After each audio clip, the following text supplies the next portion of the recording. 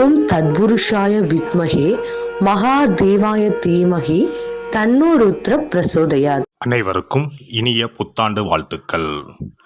2026ஆம் ஆண்டு பிறக்க இன்னும் ஒரு சில நாட்களே உள்ளன. ஒரு வருடம் என்பது சாதாரண விஷயம் கிடையாது. 12 மாதங்களில் ஒருவரின் வாழ்க்கை மேலேயும் போகும், சரிந்து கீழேயும் போகும். 12 மாதங்களில் ஒருவரின் வாழ்க்கை தலைகீழாக கூட மாறும்.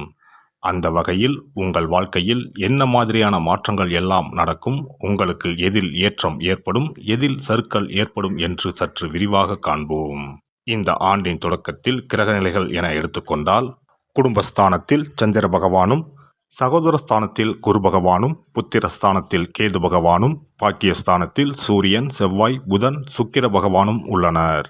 லாபஸ்தானத்தில் ராகு பகவானும் சனி பகவானும் உள்ளனர். குரு பகவான் 5ஆம் பார்வையாக துலாம் ராசியையும், 7ஆம் பார்வையாக தனுசு ராசியையும், 9ஆம் பார்வையாக கும்ப ராசியையும் பார்வையிடுகிறார்.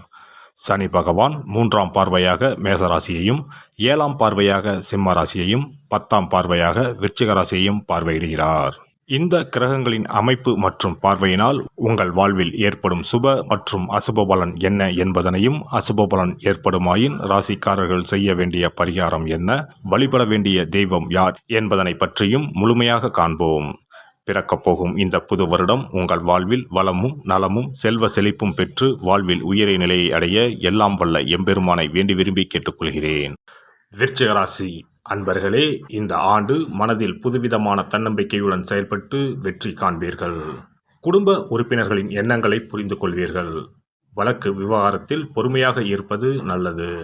புது வீடு மற்றும் மனை வாங்கும் சூழல் உண்டாகும்.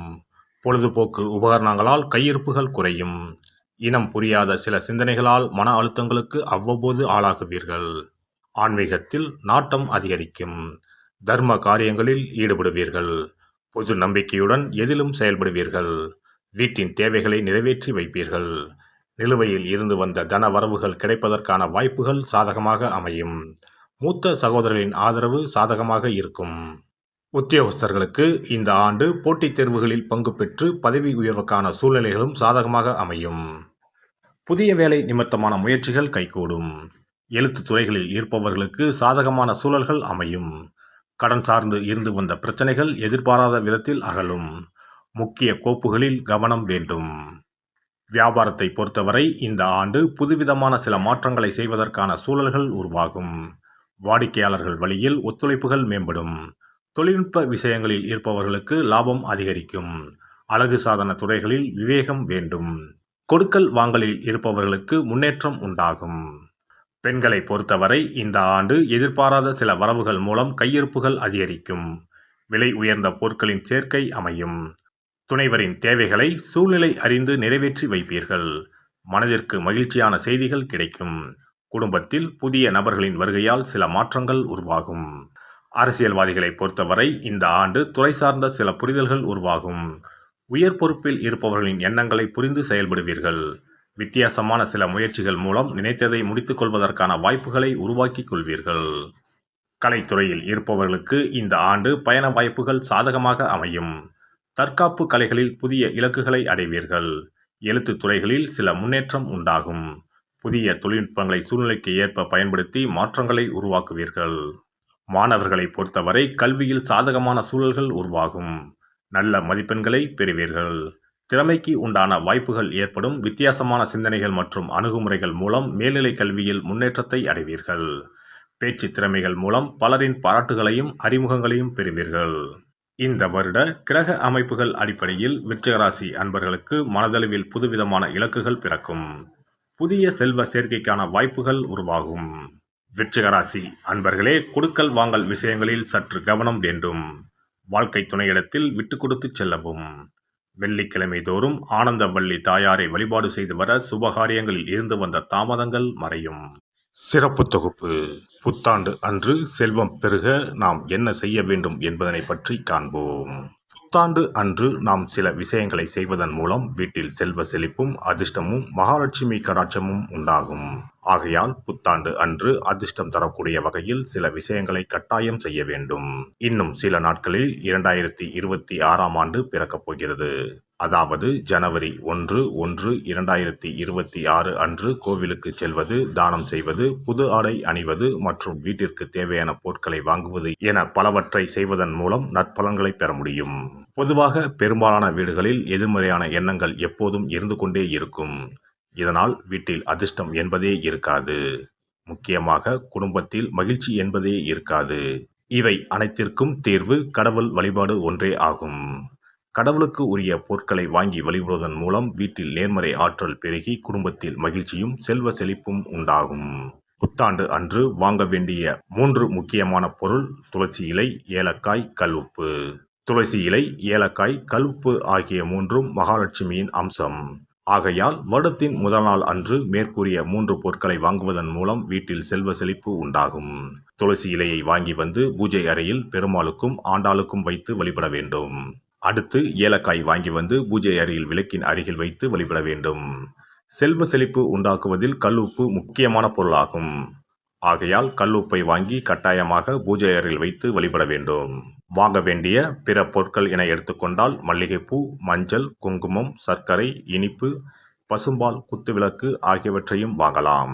புத்தாண்டு அன்று அதிகாலை எழுந்து குளித்து பிரம்ம முகூர்த்தத்தில் பூஜை அறையில் விளக்கேற்றி வழிபட வேண்டும். அடுத்து கோவிலுக்கு சென்று அபிஷேக பொருள் வாங்கி கொடுத்து தரிசனம் செய்ய வேண்டும். முக்கியமாக புத்தாண்டு அன்று ஏழை எளியவர்களுக்கு தானம் செய்ய வேண்டும். மேலும் அறுசுவை உணவுகளை சமைத்து கடவுளுக்கு படையலிட்டு வழிபடுவது நல்லது. புத்தாண்டு அன்று பிறருக்கு கடன் தரக்கூடாது. நல்ல நாட்கள் மற்றும் விசேஷ நாட்களில் பிறருக்கு கடன் கொடுப்பதன் மூலம் வீட்டில் அதிர்ஷ்டம் குறையும். ஆகையால் சுப நாட்களில் பிறருக்கு கடன் அளிப்பதை முற்றிலும் தவிர்த்து விடுங்கள். புத்தாண்டில் நமக்கு நன்மைகள் அதிகம் நடைபெற வேண்டும். 2025ஆம் ஆண்டில் சந்தித்த பிரச்சனைகள், துன்பங்கள், போராட்டங்கள், கஷ்டங்கள் ஆகியவற்றில் இருந்து விடுபட வேண்டும் என்பதே அனைவரின் விருப்பம். புத்தாண்டு பிறப்பதற்கு முன் எந்தெந்த பொருட்களை நம்முடைய வீட்டில் இருந்து அகற்ற வேண்டும், இவற்றை வீட்டில் வைத்திருப்பதால் என்னென்ன பாதிப்புகள் ஏற்படும் என்பதையும், இவற்றை அகற்றுவதால் புத்தாண்டில் என்னென்ன நன்மைகளை பெற முடியும் என்பதை பற்றியும் தெரிந்து கொள்வோம். வீட்டில் இருந்து உடைந்த அல்லது சேதமடைந்த பொருட்களை அகற்றுவதால் துர் அதிர்ஷ்டங்கள் ஏற்படுவதில் இருந்து விடுபடலாம். இவைகள் எதிர்மறை ஆற்றல்களை எளிதில் ஈர்க்கக்கூடியவையாகும். உடைந்த பொருட்கள், பழுதான சாதனங்கள், விரிசல் விழுந்த கண்ணாடி, உடைந்த நாற்காலி ஆகியவற்றை வீட்டில் இருந்து அப்புறப்படுத்திவிட்டு புதியவற்றை வாங்கலாம். நல்ல நிலையில் இருக்கும் பொருட்களாக மாற்றுவதால் வளர்ச்சி, நேர்மறை ஆற்றல்கள் ஏற்படும். பழைய துணிகள், புத்தகங்கள், பாத்திரங்கள் ஆகியவற்றை வீட்டில் இருந்து வெளியேற்றி விடலாம். வேறு யாருக்காவது தானமாகவும் அல்லது மறுசுழற்சி முறையில் பயன்படுத்தக்கூடியதாகவும் மாற்றி அமைக்கலாம். இதனால் நேர்மறையான விஷயங்கள் எப்போதும் வீட்டில் நடந்து கொண்டே இருக்கும். தேங்கிய நீர், காய்ந்த பூக்கள் ஆகியவற்றை வீட்டில் இருந்து தூக்கி எறிவதால் எதிர்மறை ஆற்றல்கள் வீட்டில் பரவுவதை தடுக்கலாம். புதிதாக இருக்கும் மலர்கள், புதிய தண்ணீர் ஆகியவற்றால் வீட்டில் எப்போதும் புத்துணர்ச்சி நிறைந்திருக்கும், மகிழ்ச்சி மலரும்.